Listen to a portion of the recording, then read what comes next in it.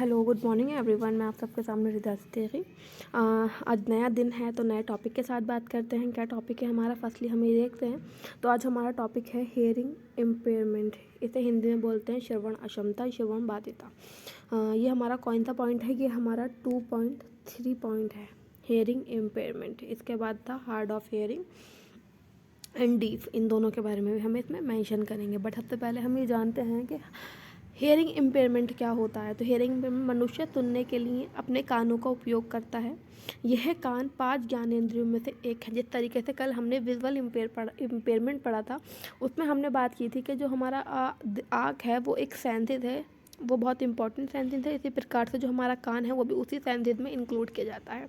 तो हमारे पाँचों सेंसरियों में से जो हमारी 5 ज्ञानेंद्रिय हैं उनमें से एक क्या है? कान भी है, जो किसी दो अन्य व्यक्तियों के बीच मौखिक संप्रेषण के लिए प्रत्युत्तर देने में सहयोग प्रदान करता है। जब दो लोगों के बीच में मौखिक संप्रेषण होता है, मौखिक रूप से बातचीत होती है, तो क्या है, उसका उत्तर देने के लिए इंसान की क्या है, हियरिंग का होना बहुत ज़रूरी है। जब तक हम सामने वाला इंसान कुछ बात हमसे कर रहा है और उसकी हमारे अंदर हमारे कान की क्षमता नहीं है उसकी बात सुनने को, तो हम क्या करेंगे, उसका उत्तर नहीं दे पाएंगे जब तक हम उसकी बात को प्रॉपरली सुनेंगे नहीं। तो यही बात की जा रही है, मौखिक संप्रेषण के लिए प्रति उत्तर देने में सहयोग प्रदान करता है। क्या काम करता है? हियरिंग, सुनने की क्षमता। आगे मैं बात करूं क्या लिखा हुआ है। आगे, यदि सुनने में कोई समस्या होती है तो उसका सीधा प्रभाव भाषा पर पड़ता है। बिल्कुल ठीक बात है। हम भाषा कैसे सीखते हैं? हम भाषा सुनकर सीखते हैं। और हमारी कंडीशन क्या है? अगर हमारी कंडीशन हमें सुनने में ही हमें समस्या होने लगेगी तो सीधी बात है, उसका सीधा प्रभाव कहाँ पड़ेगा? उसका सीधा प्रभाव भाषा पर पड़ेगा।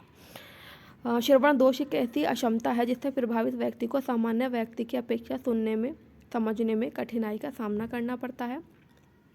एक चीज़, सही बात है, जब हम तुलना करेंगे एक हेयरिंग इम्पेयर्ड व्यक्ति में और एक नॉर्मल व्यक्ति में, तो जिस तरीके से जिस फ्लेक्सिबिलिटी के साथ सामने वाला इंसान उनकी बातों को सुनता है और समझता है और उसको उस पर अप्लाई करता है जो भी चीज़ें वो कह रहा है, इस प्रकार से जो अगर हमारा कुछ हेयरिंग इम्पेयर्ड वाला बंदा है, उससे हम कुछ बात कर रहे हैं तो क्या है, उसके अंदर सुनने की क्षमता नहीं है, तो वो हमारी बात सुनेगा भी नहीं, समझेगा नहीं और उस कार्य को आगे भी नहीं बढ़ाएगा। वैज्ञानिक खोज कृत्रिम उपकरणों एवं तकनीकों के द्वारा श्रवण दोष से ग्रसित बच्चे व्यक्तियों को सामान्य व्यक्तियों के समान विशेष शिक्षा प्रदान कर सकने में सहायक सिद्ध हो रहे हैं। ये बात है, अगर कोई भी बड़ा बच्चा अगर किसी भी डिसेबिलिटी से ग्रसित है तो ऐसा नहीं है ना कि हम उसको समाज में उसके अधिकार नहीं दिलाएंगे हम उसे। और हमारी एजुकेशन क्या है? हमारा एजुकेशन भी एक राइट है जो सबको मिलने का बराबर अधिकार है, सबको मिलने का अधिकार है। फिर कंपलसरी एजुकेशन, चाहे वो किसी भी डिसेबिलिटी से हो, तो जो भी लोग डिसेबिलिटी से ग्रसित होते हैं वो कोई सी भी डिसेबिलिटीज़ हो, पर उनमें भी क्या है, उन बच्चों को भी क्या है, उनकी एजुकेशन प्रोवाइड करनी चाहिए। और उन बच्चों को पढ़ाने के लिए नए नए तकनीकें ढूंढनी चाहिए। हाँ, अब हम बात करते हैं कि पूर्णता बाधित एवं अल्प श्रवण वाले बच्चों में क्या होता है। ये जैसे हमने सिलेबस में पढ़ा था, hearing impairment, deaf and then hard of hearing. तो डीफ को बोलते हैं पूर्णता बाधित। इसमें क्या होगा, ऐसे बच्चों का श्रवण क्षय 90 डेसिबल या इससे अधिक डेसिबल स्तर का होता है। ऐसे बच्चे श्रवण यंत्र के बिना और श्रवण यंत्र लगाकर भी नहीं सुन सकते। इनके सुनने की क्षमता जो होती है वो 90 डेसिबल से होती है या उससे भी अधिक होती है। इसका मतलब ये कुछ भी नहीं सुन सकते हैं। हम बात करें हार्ड ऑफ हियरिंग की, अल्प श्रवण वाले बच्चे, तो इसमें क्या बात की जा रही है कि ऐसे बच्चे में श्रवण यंत्र का उपयोग करके सुनने की प्रक्रिया को सरल किया जा सकता है। ऐसे बच्चों में श्रवण की संभावना अधिक होती है। जिन लोगों में कम समस्या होती है श्रवण अक्षमता वाली, उसमें क्या होगा, कुछ हम यंत्रों का प्रयोग करके क्या कर सकते हैं, सुनने की जो इनकी प्रक्रिया होती है उसे सरल बना सकते हैं। और ये बच्चे क्या है, इनमें संभावना क्या होती है, अधिक होती है, जो सुन सकते हैं या इनकी कानों की क्षमता ठीक हो सकती है यंत्रों को लगाने के बाद। आगे मैं बात करूँ श्रवण अक्षमता के रोकथाम के उपाय। क्या रोकथाम के उपाय करेंगे? यहाँ क्षमता लिखा है, सॉरी, यहाँ अक्षमता होना चाहिए। गर्भवती माँ को सभी आवश्यक टीके लगवाना चाहिए। जिस टाइम माँ ने कंसीव कर रखा है, वो जो 9 महीने होते हैं, उस 9 महीने में क्या होना चाहिए, जो भी स्पेसिफाइड डॉक्टर के इंस्ट्रक्शन के हिसाब से उस टाइम पे टीके लगने चाहिए। वो क्या करना चाहिए, वो सभी टीके लगवाने चाहिए। गर्भवती माँ को संतुलित एवं पौष्टिक आहार देना चाहिए। सही बात है, जिस तरीके से भोजन में सारे मिनरल्स वगैरह पूरी तरीके से उसमें शामिल हों, ऐसा भोज्य पदार्थ माँ को देना चाहिए, क्योंकि माँ के अंदर एक नन्ही जान पल रही होती है। बात करें, एक्सरे व मादक पदार्थों से दूर रहना चाहिए। ड्यूरिंग कंसीव क्या करना चाहिए, लेडी को स्टार्टिंग के 3 मंथ्स एक्सरे नहीं कराना चाहिए, और उसे क्या है, नशीले पदार्थों का सेवन नहीं करना चाहिए, उसे उनसे भी दूरी बना के रखनी चाहिए। अगर नाक कान गले का संक्रमण हो जाए तो तुरंत उपचार कराना चाहिए। ड्यूरिंग प्रेगनेंसी अगर महिला को क्या हो रहा है, कोई नाक कान गले से संबंधित कोई क्या हो रहा है, संक्रमण हो रहा है, तो उसे क्या करना चाहिए, उसे डायरेक्ट चिकित्सक के पास जाना चाहिए और अपना इलाज करवाना चाहिए। बात करें यहाँ पे, सिर या कान के ऊपर चोट लगने से बचना चाहिए। अगर कोई बच्चा है, खेलते टाइम वो गिर गया और कान के बल गिरा, उसके कान पे चोट लगी, तो बच्चों को क्या करना चाहिए, बच्चों के साथ थोड़ी सेफ्टी बरतनी चाहिए। उन्हें ज़्यादा अकेले नहीं खेलने देना चाहिए जब बच्चा छोटी आयु का होता है। जन्म के बाद बच्चे को सही प्रकार से टीके लगवाना चाहिए। जब प्रेगनेंसी के दौरान माँ को टीके लगते हैं, जब बच्चा बॉर्न हो जाता है तो उसके बाद क्या होते हैं, बच्चे को भी टीके लगते हैं। खून के रिश्तों में विवाह नहीं करना चाहिए। जो आपस में हम लोग अपने रिलेटिव्स में शादी करते हैं, वो कुछ कुछ रिलीजन में होता है, ऑल रिलीजन में ये चीज़ वैलिड नहीं होती है। जो मुस्लिम धर्म होता है वहाँ पर ये वैलिड होती है, वहाँ रिलेटिव में शादी होती है। तो यहाँ पे वो बात कर रखी है कि खून के रिश्तों में विवाह नहीं करना चाहिए। अगली बात करें, ध्वनि प्रदूषण से दूर रहना चाहिए। जहाँ बहुत लाउड स्पीकर रहते हों, कोई फैक्ट्रीज हों, इस तरह का वहाँ पे क्या निकल रहा है, वहाँ से बहुत तरह की तेज़ आवाज़ें निकल रही हैं, तो ऐसी वातावरण से दूर रहना चाहिए। कान के अंदर कोई भी नुकीली वस्तु नहीं डालना चाहिए। हम लोग क्या करते हैं, कान में खुजली हुई, एयरबड डाल दिया कुछ, और कान में हमने माचिस की सीख डाल दी, कुछ तीरी डाल दी। इस तरह की एक्टिविटीज़ करने से हमें क्या करना चाहिए, बचना चाहिए। बिना डॉक्टर की सलाह के दवाइयों का सेवन नहीं करना चाहिए। बिना डॉक्टर के कंसल्ट किए किसी भी प्रकार की दवाई का सेवन हमें नहीं करना चाहिए। बात करें श्रवण अक्षमता के कारण, तो श्रवण अक्षमता के कारण कितने होते हैं, हमने ये चीज़ पहले भी पढ़ रखी है, जब भी हमने कॉजेज एंड प्रिवेंशन पढ़े थे कि जन्म के कारण कितने होते हैं, 3 प्रकार के होते हैं, जन्म से पूर्व, जन्म के समय और जन्म के बाद के कारण। तो जन्म से पूर्व में कौन कौन से कारण आते हैं, वंशानुगत, हमने बात की थी, पीढ़ी दर पीढ़ी ऐसे रोग या फिर ऐसी दिव्यांगता जो हमें हमारे पूर्वजों से प्राप्त होती है, इसको क्या बोलते हैं, हम वंशानुगत बोलते हैं। अगर परिवार में माता पिता में श्रवण दोष से ग्रसित हैं तो उसका क्या है, बच्चे पर प्रभाव पड़ सकता है। अगर कोई पेरेंट जो हैं वो श्रवण दोष से ग्रसित हैं, वो उन्हें हेयरिंग इम्पेयर्ड हैं, तो उनके आने वाली संतान में क्या हो सकती है, संभावना बढ़ सकती है कि वो भी हेयरिंग इम्पेयर्ड होंगे। बात करें रक्त वर्ग में शादी करना, हमने यहाँ बात की थी कि वो रक्त संबंधों में शादी नहीं करनी चाहिए। अपने रिलेटिव ने ऊपर ही हमने एग्जांपल दिया था। उसके बाद समय से तमाम जितने भी हमारे टीके हैं जो उपयोगी हैं उन्हें क्या करना चाहिए, लगवाना चाहिए। ड्यूरिंग प्रेगनेंसी बात चल रही, जन्म से पूर्व, तो जन्म से पूर्व बात करेंगे हम प्रेगनेंसी की, और प्रेगनेंसी में जितनी भी देखभाल होगी वो क्या होगी, वो माँ के लिए होगी। गर्भपात के प्रयास से शराब के नशीले सेवन का प्रयोग नहीं करना चाहिए। क्या करना चाहिए, हमें ऐसे मादक पदार्थों से दूर रहना चाहिए जिसमें अल्कोहल हो। गर्भपात के प्रयास से मतलब कि अबॉर्शन, अगर किसी की अनवांटेड प्रेगनेंसी है तो उसे अबॉर्शन के प्रयास नहीं करने चाहिए। कुछ करना है तो डॉक्टर से इंस्ट्रक्शन लेके डॉक्टर के द्वारा ही करना चाहिए। अब हम बात करें जन्म के समय के कारण, तो जन्म के समय के जिस टाइम बच्चे का बर्थ हो रहा है उस टाइम पे कौन कौन से ऐसे कारण हैं जिसके कारण बच्चा दिव्यांग भी हो सकता है। जन्म के उपरांत बच्चे का ना रोना, जब बच्चा पैदा होता है तो उस टाइम फ़ौरन क्या किया जाता है, बच्चे को मार के जैसे भी एक्टिविटी द्वारा डॉक्टर क्या करता है, बच्चों को रुलाता है। अगर बच्चे का रोना डिले होता है तो उसके अंदर कुछ ना कुछ समस्या पाई जाती है। उसके बात करें जन्म के समय बच्चे के चोट लगने से, इंस्ट्रूमेंटल ऑपरेशन के थ्रू अगर डॉक्टर के साथ बच्चे पैदा होते टाइम बच्चा गिर जाए या उसके किसी तरीके से उसको उसे कोई मजबूती से हम बच्चे को पकड़ लें, उस टाइम बच्चे के जो अंग होते हैं वो बहुत ज़्यादा मुलायम होते हैं, तो हमें क्या करना चाहिए, बच्चे के साथ बहुत सावधानी बरतनी चाहिए। प्रसव के समय अधिक कठिनाई मतलब कि बहुत लंबा प्रसव पीड़ा चल रही है, बहुत लंबे दर्द हो रहे हैं, तो इस कंडीशन में भी क्या होता है, बच्चे के दिव्यांग होने की जो संभावना है वो बढ़ जाती है। जन्म के समय पी लिया, जिस टाइम बच्चा पैदा हुआ है उसे क्या है, वो पी लिया है, तो ये कंडीशन भी अधिक मात्रा में होना, तो ये कंडीशन भी क्या कहलाती है, कंडीशन भी बच्चे को दिव्यांग बना सकती है। इसके बाद है जन्म के समय शिशु के भार में कमी होना। हमें एक स्पेसिफाई पता है कि बच्चे का जो टाइम बर्थ होता है वो 2.5 किलो के होता है, अगर इससे कुछ कम है तो वो है तो उस टाइम बच्चा कमज़ोर है मतलब, और बच्चे को ज़्यादा ध्यान की आवश्यकता होती है। बच्चे के कान में पिन्ना का ना होना या छेद होना। हम सभी जानते हैं कि कान के अंदर एक पिन्ना होता है, तो किसी कारणवश पिन्ने का ना होना और क्या फिर कान में बच्चे के पर्दे में छेद होना, वो क्या कहलाता है, हियरिंग इम्पेयर्ड का कारण बन सकता है। बच्चे का जन्म निर्धारित समय से पूर्व। हम सभी जानते हैं कि बच्चे का जन्म का क्या टाइम है, एक 9 मंथ स्पेसिफिक हम सबको मालूम है कि 9 महीने के अंदर बच्चा होता है, बट किसी कारणवश किसी दुर्घटना के वश क्या है बच्चा 7 या 8 महीने में पैदा हो जाए तो इसे हम बोलते हैं प्री मैच्योर डिलीवरी। और इस प्री मैच्योर डिलीवरी में क्या होता है, बच्चे का सही प्रकार से डेवलपमेंट नहीं हो पाता, तो उस कारण हो सकता है बच्चे में कुछ ना कुछ समस्या होती है। बात करें तीसरे हम अपने लास्ट प्रकार के बारे में, के कारण की, तो जन्म के समय कौन कौन से कारण है। मस्तिष्क का जोर, जब बच्चा पैदा हो चुका है उसके बाद क्या है बच्चे का बहुत ज़्यादा सावधानी बरतनी चाहिए कि बच्चे को अकेला नहीं छोड़ना चाहिए। क्या होता है ऐसी कंडीशन में बच्चे के साथ हमेशा माता को बने रहना चाहिए। तो हम देखते हैं कौन कौन सी चीज़ें होती हैं। सब फर्स्ट है हमारा मस्तिष्क ज्वर। मस्तिष्क ज्वर में क्या होता है कि बच्चे का बुखार जो है वो दिमाग को चढ़ जाना। उसके बाद है दुर्घटना। दुर्घटना किसी भी तरह की हो सकती है, बच्चा बेड से गिर गया, सीढ़ी से गिर गया, कुछ गाड़ी के आगे आगे किसी प्रकार से एक्सीडेंट होना और बच्चे को चोट लगना।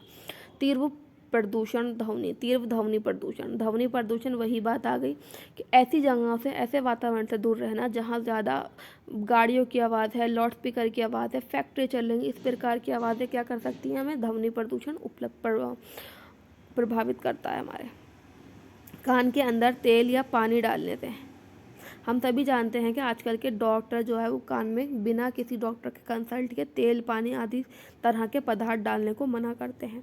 कान की हड्डियों का आपस में जुड़ जाना। हम सभी जानते हैं कान के अंदर 3 हड्डी होती हैं और किसी कारणवश अगर वो आपस में जुड़ जाती हैं तो बच्चे की क्या होती है, सुनने की क्षमता खत्म हो जाती है। दवाई का रिएक्शन कर जाने से, किसी प्रकार से दवाई का रिएक्शन करना या फिर हमने एक्सपायरी डेट की दवाई खा ली, अपने कान में डाली, तो इस प्रकार से वस्तुओं का प्रयोग करने से क्या हो सकता है, बच्चा हियरिंग इम्पेयर्ड हो सकता है। आगे बात करें हम श्रवण क्षमता का प्रबंध। इसका मैनेजमेंट हम किस तरह से कर सकते हैं, श्रवण क्षमता का मैनेजमेंट। तो मैनेजमेंट में कई प्रकार के हम हेडिंग्स दे रखी हैं, अब उस हेडिंग्स के बारे में हम लोग बात करते हैं। तो इसका फर्स्ट प्रबंधन है सहायक उपकरण की व्यवस्था करना। सहायक उपकरण मतलब कि बच्चे की श्रवण तीक्ष्णता के आधार पर उसे श्रवण यंत्र दिया जाता है। मतलब कि बच्चे की जितनी क्षमता है सुनने की क्या है, उसके बेस पे हमें क्या प्रोवाइड किए जाते हैं, यंत्र प्रोवाइड किए जाते हैं जिसके हिसाब से, जिसकी सहायता से बच्चे को सुनने में थोड़ी आसानी पैदा हो सके। ठीक है, तो कौन कौन से यंत्र है हमारा, पॉकेट टाइप श्रवण यंत्र, कान के पीछे का श्रवण यंत्र, कान के अंदर पहनने वाला श्रवण यंत्र। श्रवण यंत्र इसके हिसाब से मतलब ये कुछ ऐसे अप्लायंसेस यूज़ करके बच्चे को थोड़ा सुनने योग्य बनाया जाता है। अगर बच्चे की अंदर क्या है, सुनने की क्षमता थोड़ी बहुत उसके अंदर अवेलेबल है, तब जाके ये यंत्र काम करते हैं। बात करें हम विशेष शिक्षा की, हम सभी जानते हैं कि विशेष शिक्षा क्या होती है। श्रवण बाधित बच्चों के लिए विशेष शिक्षा प्रशिक्षित शिक्षक द्वारा दिया जाता है। अगर ऐसे कोई भी हमारा दिव्यांग बच्चा है, किसी भी डिसेबिलिटी से रिलेटेड है, तो उसे कोई भी एक नॉर्मल टीचर क्या है, एजुकेशन नहीं दे सकता, उसे नहीं पढ़ा सकता। उसके लिए हमें कैसे टीचर की ज़रूरत होती है, एक प्रशिक्षित शिक्षक की ज़रूरत होती है। हमें बच्चों के लिए एक विशेष पाठ्यक्रम बनाया जाता है, उसमें अनेक स्तर का ध्यान रखा जाता है और उन्हीं को पढ़ाने के लिए विभिन्न शिक्षण अधिगम सामग्री का प्रयोग भी किया जाता है। जब हम बात कर रहे हैं विशेष बच्चों की और उनके लिए एक विशेष अध्यापक की आवश्यकता होती है, तो उनको अगर हम किसी चीज़ को हम पढ़ाते हैं तो उनको पढ़ाने के लिए हमें विशेष अधिगम सामग्री का प्रयोग करना पड़ता है। श्रवण बाधित बच्चों को पढ़ाने के लिए साइन लैंग्वेज का प्रयोग किया जाता है, जो लैंग्वेज हमारी साइन के थ्रू की जाती है, इशारों वाली लैंग्वेज। अपने मैं बात करूँ तो ऐसे लैंग्वेज का प्रयोग किया जाता है किसके लिए, HI वाले बच्चों के लिए, जिसमें एक विशेष शिक्षक द्वारा विशेष बच्चे को विशेष सामग्री द्वारा साइन लैंग्वेज के थ्रू बच्चों को पढ़ाया जाता है। बात करें नेक्स्ट हम इसमें क्या लिखा है, वाक चिकित्सा एवं श्रवण प्रशिक्षण। ऐसे बच्चे जो श्रवण बाधित होते हैं उन्हें किसकी ज़रूरत होती है, उन्हें वाक चिकित्सक की ज़रूरत होती है जो उन्हें ट्रेनिंग दे सके किस तरीके से बोलना है, क्योंकि जो बच्चे सुन नहीं सकते वो बोल भी नहीं सकते हैं। जो प्रशिक्षण वाक प्रशिक्षण द्वारा प्रदान किया जाता है। अगर हमें बच्चे को वाक प्रशिक्षण दिलवाना है तो वो हमें वाक चिकित्सक के द्वारा ही दिलवाना होगा। बात करें ध्वनियों में विभेदीकरण। श्रवण बाधित बच्चों को भिन्न भिन्न वातावरण में भिन्न भिन्न प्रकार की ध्वनियों से अवगत कराना चाहिए। हमें भिन्न भिन्न ध्वनियों से अवगत कराना चाहिए। कैसे अवगत कराना चाहिए, हर किसी की ध्वनि अलग है। बाइक की अलग होती है, फ़ोन की अलग होती है, टीवी की अलग होती है, इंसान के बोलने की अलग होती है ना। हर चीज़ की ध्वनि क्या है, वो अलग होती है। तो हमें हर तरह के एनवायरनमेंट में ले जाके बच्चे को हर तरह से उसे प्रशिक्षण देना चाहिए ताकि बच्चा आवश्यकता अनुसार विभिन्न प्रकार की ध्वनि पहचान कर सके और ख़तरे से बच सके। आगे बात करें शिक्षण सहायक सामग्री का प्रयोग करना। हमने बात करी शिक्षण सहायक सामग्री TLM, है ना, TLM। तो बच्चे को पढ़ाते समय ये विशेष ध्यान रखना चाहिए कि किसी भी पाठ योजना को पढ़ाने के लिए अधिक से अधिक चित्र, मॉडल, वास्तविक वस्तुओं का प्रयोग करके ही पढ़ाना चाहिए, जिससे बच्चा अच्छे तरीके से स्वाभाविक रूप से सीख सके। जब हम ऐसे बच्चे को पढ़ाते हैं जो हियरिंग लॉस्ट है, तो उस बच्चे को पढ़ाने के लिए हमें क्या करना चाहिए, हमें पता है वो बच्चा हमारी बातें नहीं सुन सकता, वो या तो हमारे साइन के थ्रू पढ़ेगा, हम कुछ साइन करते हैं, फिर हमारे लिप रीड कर सकता है। तो उसको क्या करना चाहिए, ऐसे बच्चों को पढ़ाने के लिए हमें ज़्यादा से ज़्यादा पिक्चर, मॉडल वगैरह का यूज़ करना चाहिए। बात करें व्यावसायिक प्रशिक्षण एवं रोजगार। इसमें क्या है, सामान्य बच्चों की तरह ही श्रवण बाधित बच्चों को भी व्यवसाय प्रशिक्षण दिया जाना चाहिए। हम सभी जानते हैं कि एक एज के बाद हमें इंडिपेंडेंट होना पड़ता है ताकि हम अर्न कर सकें, पैसा कमा सकें और समाज में खुद के जीने के लिए क्या है, अपना स्थान बना सकें। तो अगर बच्चा कोई दिव्यांग है तो उसमें भी क्या करना चाहिए, उस बच्चों को भी हमें प्रशिक्षण देना चाहिए, काय का रोजगार का प्रशिक्षण देना चाहिए। उसमें क्या है, अगर रोजगार कार्यालय में पंजीकरण होता है, उसके बाद हमने बच्चे को किसी भी चीज़ का प्रशिक्षण दिया, चाहे वो मोमबत्ती बनाना है, पेड़ों में पानी डालना है, माला बनाना है, जो भी हमें उसे, जिससे वो कमा सके, फ्यूचर में पैसा अर्न कर सके, पैसा कमा सके, उसका अगर हम उसका भारत सरकार में उसे हम पंजीकरण करा देंगे, रोजगार कार्यालय में उसका पंजीकरण कराने से क्या रोजगार मिलता है, तो 1% का आरक्षण देकर रोजगार प्रदान कराती है कौन, भारत सरकार। आगे हम बात करें श्रवण क्षतिग्रस्ता का वर्गीकरण। श्रवण क्षतिग्रस्ता को कितने प्रकार से बांटा गया है, तो श्रवण क्षतिग्रस्ता को हमने 2 प्रकार से बांटा गया है। एक है हमारा गंभीरता के आधार पर, दूसरा है हमारा प्रकार के आधार पर। तो गंभीरता एवं प्रकार के आधार पर किस तरह से बांटा गया है, एक एक करके उसे जान लेते हैं। आगे गंभीरता के अनुसार हमने किस तरीके से डिवाइड किया है हियरिंग इम्पेयर्ड को, तो गंभीरता या डिग्री के अनुसार श्रवण क्षतिग्रस्ता को वैज्ञानिक एवं विषय विशेष को द्वारा, विशेष हो गई, विषय नहीं होगा, विशेष के द्वारा निम्नलिखित प्रकार से वर्गीकरण किया है। किस हिसाब से किया है, क्लार्क है हमारा एक मनोवैज्ञानिक है क्लार्क, उसने क्या कर रखा है, डिफाइन कर रखा है HI को, किस तरह से इसकी डिसेबिलिटी। अभी तक हमने बात की रखी है 10 से लेके 25 तक डेसिबल जिसके सुनने की क्षमता होगी, डीबी का मतलब है डेसिबल, सुनने की क्षमता होगी, वो क्या होता है, वो एक सामान्य होता है, सामान्य उस पर बच्चा क्या करता है, सुन सकता है सामान्य डेसिबल पे। उसके बाद 26 से 40 होगी तो वो क्या होता है, अति अल्प की कैटेगरी में चला जाता है, उसे हम माइल्ड बोलते हैं। 41 से लेकर 55 डेसिबल अति अल्प मतलब मॉडरेट हो गया। 56 से लेकर 70 मतलब अल्पतम मॉडरेटली हो गया। उसके बाद हम 71 से 90 की बात करें तो डेसिबल सीवियर हो गया। उसके बाद हम 91 से बात करें तो वो अति गंभीर हो जाता है। जैसे जैसे हमारे सुनने की क्षमता बढ़ती रहती है, इस हिसाब से हमें सुनने की क्षमता क्या हो रही है, हमारी सुनने की क्षमता डेसिबल में बढ़ती जा रही है और हमारी सुनने की क्षमता कम होती जा रही है, ऊपर जैसे जाएगी। तो जैसे हम बात करें 90 से लेके उससे अधिक वाले बच्चों को क्या है, प्रोफाउंड लेवल के जो बच्चे होते हैं उन्हें बिल्कुल सुनाई नहीं देता। बाकी अदर जो हमारे होते हैं इन्हें हम अप्लायंसेस लगा के थोड़ा बहुत सपोर्ट करा के थोड़ा बहुत बच्चा क्या कर सकता है, सुन सकता है। सामान्य नॉर्मल होता है, अति अल्प में बच्चे को थोड़ी समस्या होती है, अल्प में उसकी समस्या और इंक्रीज़ होती है, अल्पतम में और इंक्रीज़ होती है, गंभीर में गंभीर होती चली जाती है। गंभीर के बाद जो हमारा प्रोफाउंड लेवल है उसमें बच्चे को बिल्कुल भी सुनाई नहीं देता है। आगे बात करें हम दूसरे प्रकार की, कि हमने बात की थी कि हमारी श्रवण क्षमता को 2 प्रकार से डिवाइड कर रखा है, एक था अंकों के हिसाब से, एक था हमारा प्रकार के हिसाब से। तो प्रकार के हिसाब से किस प्रकार से बांट रखा है, वो है हमारा चलित श्रवण दोष, उसके बाद है हमारा संवेदीय श्रवण दोष, उसके बाद है हमारा मिश्रित श्रवण दोष। तो इन्होंने 3 प्रकार से बांट रखा है। ऊपर जो था वो उन्होंने बात कर रखा था गंभीरता के हिसाब से, सॉरी। फर्स्ट बात करें चलित श्रवण दोष में क्या होता है, शर्मा नहीं है, श्रवण है, सॉरी टाइपिंग में थोड़ी मिस्टेक हो गई है। इस प्रकार का दोष बाह्य एवं मध्य कर्ण की खराबी के कारण होता है तथा हम जैसे जानते हैं हमारे कान के अंदर 3 कर्ण होते हैं, प्रथम, मध्य एवं बाह्य। तो किसके कारण होता है, हमारा जो कान का दोष होता है चलित श्रवण दोष वो बाह्य एवं मध्य कर्ण की खराबी के कारण होता है। हम कान के अंदर हमारे इंडक्शंस होते हैं, एक बोन कंडक्शन होता है और एयर कंडक्शन होता है। इसकी दूरी से अगर इसमें सामान्य दूरी ना होकर दूरी पास आ जाए या फिर हमारे कंडक्शन दूर हो जाए तो क्या है, सुनने की क्षमता क्या हो सकती है, असामान्य हो सकती है। तो इसमें बोन कंडक्शन सामान्य सीमा में रहता है तथा एयर कंडक्शन असामान्य सीमा में रहता है। तो इस कंडीशन को क्या बोलते हैं हम, चलित श्रवण दोष बोलते हैं। जब हमारा बोन कंडीशन सामान्य है पर हमारा एयर कंडीशन क्या है, वो असामान्य, अपनी जगह से वो हिल गया है। तो ऐसी कंडीशन में हम एग्जांपल के थ्रू समझते हैं। कर्ण नलिका में बाधा, कान का बहना, पन्ने का ना होना। पन्ने का हमने पढ़ा था कि अपने कॉलेज में भी कि बाय बर्थ पन्ना बच्चे के कान में नहीं होता है, कभी कभी तो उसके कारण जो दोष होता है उसे हम चलित श्रवण दोष कहते हैं। या फिर कान का बहना, किसी कारणवश बच्चों के कान बहना शुरू हो जाता है, उसमें से कोई तरल पदार्थ निकलता है। तो इस तरह की जो एक्टिविटीज़ होती हैं उसे हम क्या बोलते हैं, इस तरह का उसे हम चलित श्रवण दोष बोलते हैं। आगे बात करें इसके कारण की, किस कारणों से हो सकता है। अटेरसिया इसका अर्थ है जहाँ चाहिए बाह्य कान का पूरी तरह से ना होना। जो हम ऊपर से देखते हैं अपने कान का एक हमें शेप नज़र देता है, उसका प्लेस है, स्पेसिफिक उसका शेप है। कुछ बच्चों में पूरा ही कान गायब होता है और जो जहाँ कान का स्थान होता है वो जगह सपाट होती है। इस कंडीशन को हम क्या बोलते हैं, अर्टेसिया। अर्टेसिया में क्या होता है, पूरा ही पूरा कान गायब होता है।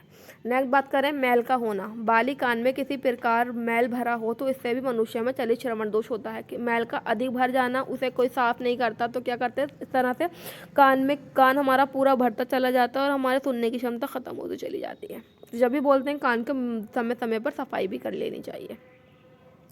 बात करें बाह्य वस्तु का कान में प्रवेश कर दाना, जैसे मटर का दाना, दाल का दाना आदि, या फिर कोई सितारा, कोई नगना, इस तरह के कोई चीज़ें क्या है हमारे कान से बाहर से अंदर चली जाती है। इस प्रकार में भी क्या होता है, चलित श्रवण दोष उत्पन्न हो सकता है। नेक्स्ट बात करूं संवेदी श्रवण दोष। संवेदी श्रवण दोष में क्या होता है, इस प्रकार के श्रवण दोष में ऑडियोग्राम में एयर कंडक्शन और बोन कंडक्शन दोनों असामान्य होते हैं। क्या हो जाता है, पहले हमने पढ़ा था कि हमारा एयर कंडक्शन, बोन कंडक्शन सामान्य था और बट एयर कंडक्शन हमारा असामान्य था। इस वाली संवेदी श्रवण दोष में हमारे दोनों कंडीशन क्या हो गए, असामान्य हो गए हैं और दोनों के बीच का अंतर क्या हो गया है, 10 डेसिबल से कम हो गया है। तो जिस प्रकार श्रवण दोष अंत में खराबी पाई जाती है, इस कंडीशन को हम क्या बोलते हैं, संवेदी श्रवण दोष बोलते हैं। अब इसके कारण पे बात कर लेते हैं, कौन कौन से कारण हो सकते हैं इसके। अत्यधिक दवाओं का सेवन करने से, बिना ज़रूरत दवाओं का सेवन करने से सिर में दर्द हो रहा है, पेट में दर्द हो रहा है, कुछ भी छोटी छोटी एक्टिविटी हुई, हमने क्या किया, बिना डॉक्टर की कंसल्ट की दवाई खा ली। पीलिया का होना, अधिक मात्रा में पीलिया का हो जाना भी बच्चे का श्रवण अक्षमता का कारण बन सकता है। उसके बाद है अल्कोहल के प्रयोग से, अधिक नशीले पदार्थ का सेवन करने से, जन्म के समय सिर पर चोट लग जाने से, अगर बच्चे का जन्म हुआ है उस टाइम पे बच्चे का किसी कारणवश बच्चा डॉक्टर के हाथ से छूट के नीचे गिर जाता है तो उसमें क्या हो सकता है, इस कंडीशन में भी बच्चे का कान खराब हो सकता है और वो श्रवण अक्षमता हो सकती है उसे। ऑक्सीजन की कमी से कारण, जिस टाइम बच्चा पैदा होता है कभी कभी जो हमारी नाभि नाल होती है वो किसी कारणवश बच्चे के गले में क्या होती है, लिपट जाती है। उस लिपटने के कारण बच्चे के ऑक्सीजन बच्चे के तक नहीं पहुंच पाता और बच्चे का कान खराब हो जाता है। अलग हम तीसरे अपनी बात करें, तीसरे में क्या बात कर रखी है, मिश्रित श्रवण दोष। इस प्रकार के श्रवण दोष मध्य एवं अंत दोनों कानों में खराबे के कारण होता है। इस प्रकार के ऑडियोग्राम में एयर कंडक्शन एवं वेयर कंडक्शन क्या है, दोनों सामान्य है। पहले एक सामान्य था, एक दूसरा असामान्य था, फिर दूसरे में दोनों कंडीशन असामान्य हुआ, बस उसमें जो उनकी बीच की दूरी थी वो 10 डेसिबल से कम थी। अब इसमें क्या हुआ, दोनों असामान्य हो गए हैं, परंतु बोन कंडीशन एयर कंडक्शन की अपेक्षा अधिक असामान्य है। कौन सा असामान्य ज़्यादा हो गया है, बोन कंडीशन अधिक। दोनों कंडीशन असामान्य है बट बोन की जो कंडीशन है वो ज़्यादा ही ख़राब हो चुकी है। इस कंडीशन को हम क्या बोलते हैं, मिश्रित श्रवण दोष बोलते हैं। अब इनके कारण जान लेते हैं, क्या कारण है इनके। तो इनके कारण की बात करें, कर्ण पटल में किसी प्रकार का छेद होना, हमारे कान के अंदर कुछ पटल होते हैं तो उस पटल में क्या है, किसी प्रकार का छेद हो गया है। कान में ट्यूमर का होना, किसी प्रकार का संक्रमण हो जाना कान में, जिससे हमारा कान बहने लगता है। तो हमने सब चीज़ें बहुत डीपली पढ़ी हैं। देन आई होप आपको समझ में आई हो। Then thank you for watching.